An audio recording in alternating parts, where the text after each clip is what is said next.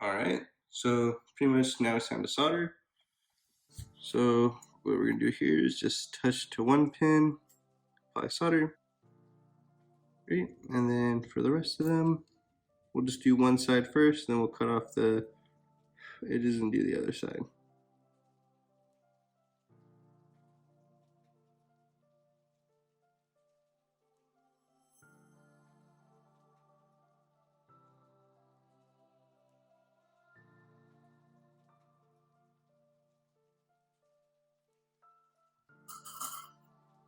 Great, and then careful, some of the wires are still hot and the resistors.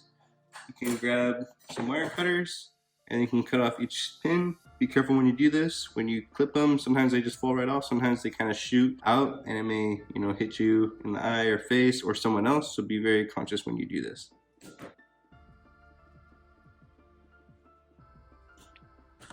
Great.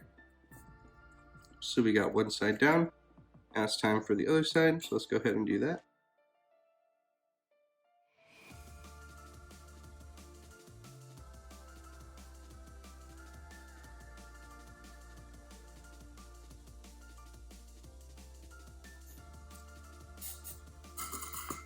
Excellent. And similarly, we're going to cut off these pins as well too.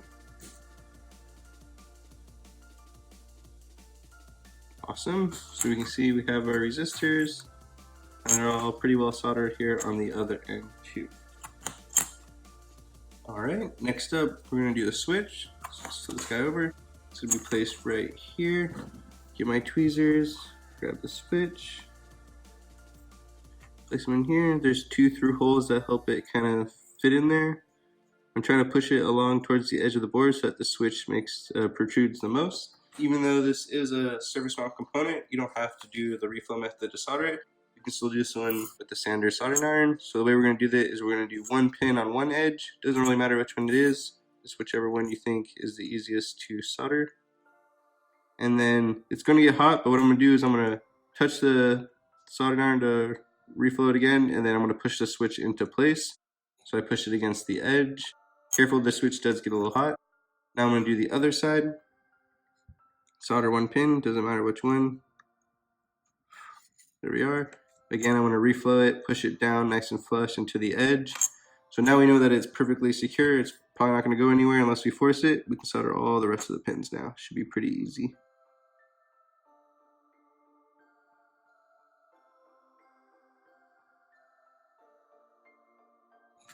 Good, so we have the switch on there. It actuates as we'd expect. Up, we'll turn it on. Down, we'll turn it off. Alright, next up we're going to do the dip socket. So here's our dip socket. You're going to notice like there's this little crescent in cut. It doesn't really matter which way you put it. It is a symmetric device. However, we generally let the little half moon be the positive edge of the board. It also fits with the silk screen. You may be able to see it right there. And then our H10 will fit on here later, but we're not going to solder it with it on there now. We'll just use it to plug it in and remove it.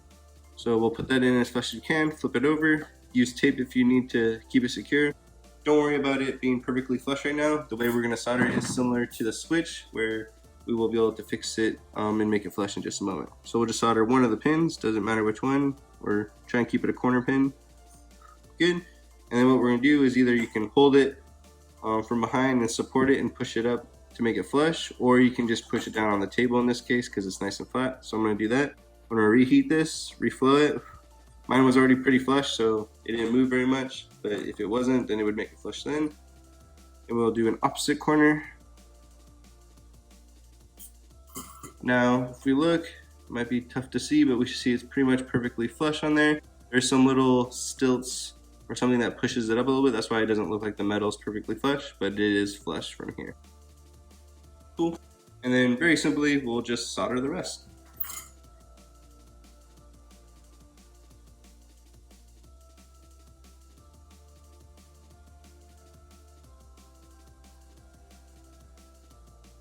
Great, so we soldered all the pins.